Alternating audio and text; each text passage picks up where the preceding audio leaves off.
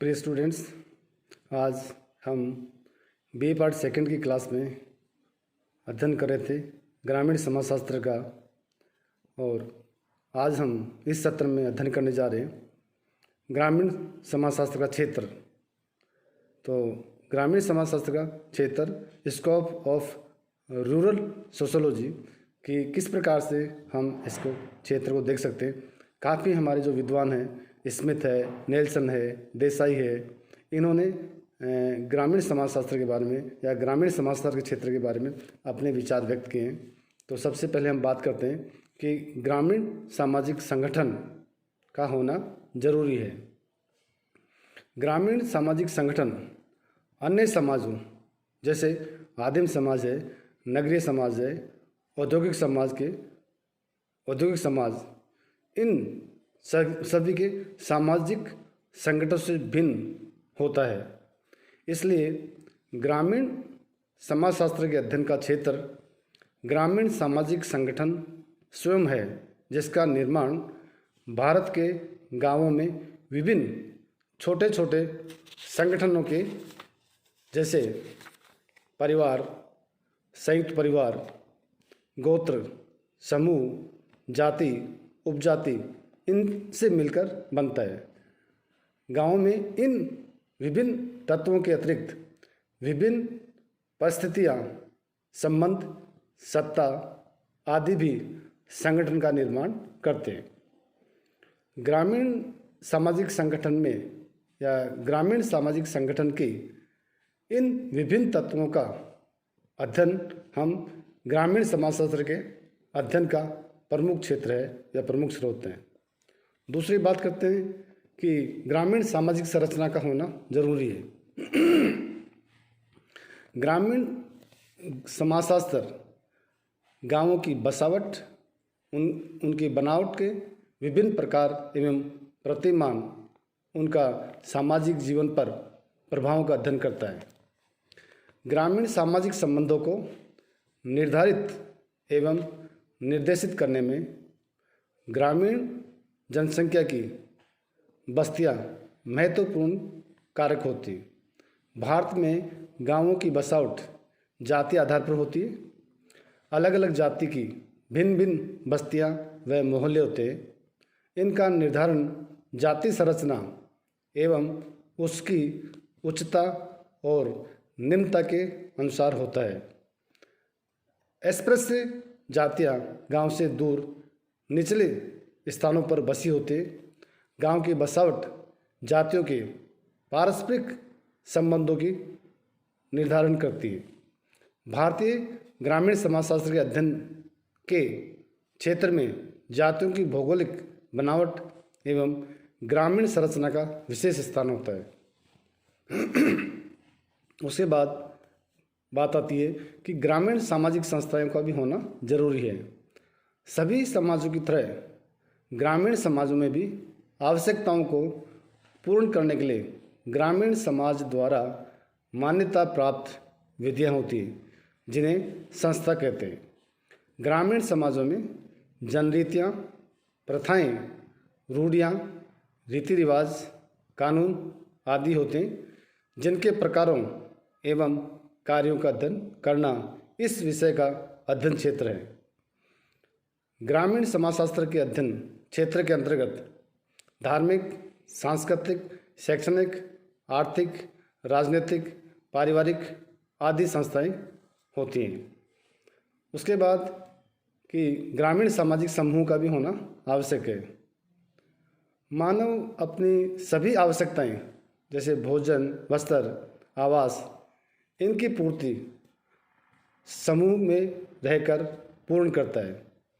इनकी आवश्यकताओं की पूर्ति के लिए वह समूह और समाज में जीवन व्यतीत करता है।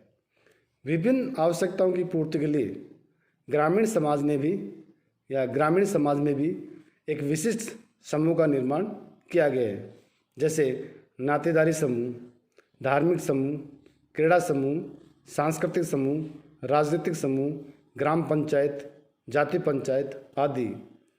ये विभिन्न समूह ग्रामीण समाजशास्त्र के विषय क्षेत्र के अंतर्गत रखे गए, जिनका अध्ययन करके गांवों को समझा जा सकता है। आगे बात आती कि इसके अध्ययन क्षेत्र में और किसको शामिल किया जाए। ग्रामीण समाजशास्त्र के अध्ययन क्षेत्र में ग्रामीण सामाजिक प्रक्रियाओं का होना भी आवश्यक है। ग्रामीण समाजशास्त्र के क्षेत्र में विभिन्न संगठन और ग्रामीण सामाजिक प्रक्रियाओं का होना जरूरी है, जैसे सहयोग, व्यवस्थापन, एकीकरण, सात्मीकरण, प्रतिस्पर्धा, संघर्ष आदि को शामिल किया गया है। इसके अतिरिक्त भारत के गांवों में अनेक विशेष प्रक्रियाएं जैसे सांस्कृतिकरण, सार्वभौमिकरण, स्थानीयकरण आदि भी देखी जा सकती है। इनके अध्ययन के बिना ग्रामीण समाजशास्त्र का ज्ञान अधूरा रहता है। इसलिए ये विभिन्न सामाजिक प्रक्रियाएं ग्रामीण समाजशास्त्र के क्षेत्र के अभिन्न अंग हैं। इतना ही नहीं, ग्रामीण समाजशास्त्र व्यक्तियों, समूहों एवं व्यक्ति और समूह के नीचे परस्पर अंतःक्रियाओं का समाजशास्त्रीय अध्ययन भी करता है। उसके बाद बात आती है कि ग्रामीण समाजशास्त्र के अध्ययन क्षेत्र में और किसको सम्मिलित किया जाए, तो विद्वानों ने बताया कि यहाँ पर ग्रामीण सामाजिक परिवर्तन को भी देखा जा सकता है। ग्रामीण समाज स्थिर या बहुत धीमी गति से परिवर्तनशील होते हैं, लेकिन आज अनेक कारक जैसे औद्योगिकरण, नगरीकरण, संचार एवं यातायात के साधनों के विकास एवं व्यवसाय की बहुलता, आधुनिक शिक्षा, मशीनीकरण, पंचवर्षीय योजनाएं, सामुदायिक विकास योजनाएं, एकीकृत ग्रामीण विकास कार्यक्रम तथा अन्य अनेक विकास योजनाओं के प्रभाव के कारण भारतीय ग्रामीण समाज में तेजी से परिवर्तन हो रहा है। ग्रामीण समाजों को योजनाबद्ध विकसित करने के लिए इन समाजों के परिवर्तन से संबंधित विभिन्न पक्षों, परिवर्तन के कारणों, कारकों, दिशा, गति, प्रकृति, परिणाम आदि का वैज्ञानिक अध्ययन आवश्यक है। इसलिए आज ग्रामीण समाजशास्त्र का क्षेत्र इन समाजों के परिवर्तन का अध्ययन करना भी आवश्यक है, जरूरी है। इसके बाद में कि ग्रामीण सामाजिक समस्याएं। ग्रामीण समाजशास्त्र की उत्पत्ति और विकास का मूल कारण ग्रामीण समस्याओं का अध्ययन और समाधानों की खोज करना है। गांवों में रहने से उत्पन्न समस्या या अनेक समस्याओं को ही सामान्यतः ग्रामीण समाजशास्त्र की विषय वस्तु माना जाता है। ग्रामीण समस्याएं अनेक प्रकार की हो सकती है, जिन्हें गिनना संभव नहीं है। कुछ प्रमुख समस्याएं जैसे गरीबी है, बेरोजगारी है, अशिक्षा है, ऋणग्रस्तता है, निम्न जीवन स्तर है, कुपोषण है, बीमारी है, जनसंख्या की वृद्धि है, सभी क्षेत्रों में पिछड़ापन आदि ये हमारे ग्रामीण सामाजिक समस्या हो सकती है। ग्रामीण नगरीय संबंध। ग्राम और नगर एक दूसरे के विरोधी और विपरीत संगठन नहीं, बल्कि ये दोनों समाज को एक दूसरे के पूरक भी हैं। ग्राम नगरों को प्रभावित ही नहीं करते, बल्कि उससे प्रभावित होते हैं। ग्रामीण समाजशास्त्र ग्रामीण एवं नगरीय संस्कृति के बीच अंतःक्रियाओं की उपेक्षा नहीं कर सकता। ग्राम अपनी अनेक आवश्यकताओं के लिए एक दूसरे पर निर्भर रहते हैं। ग्रामीण एवं नगरीय जीवन का तुलनात्मक अध्ययन ग्रामीण समाजशास्त्र के अध्ययन का क्षेत्र है। इसके बाद बात करते हैं अपन ग्रामीण जनसंख्या।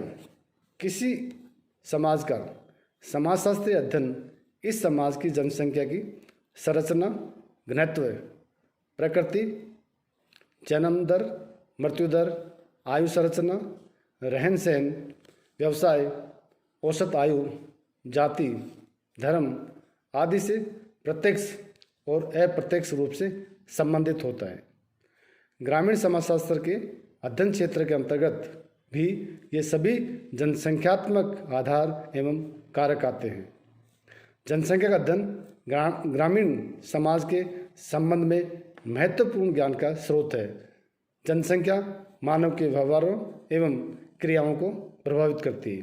तो इस प्रकार से आज हम बात कर रहे थे कि ग्रामीण समाजशास्त्र का क्षेत्र कैसे है और कैसे हमारे को प्रभावित करता है।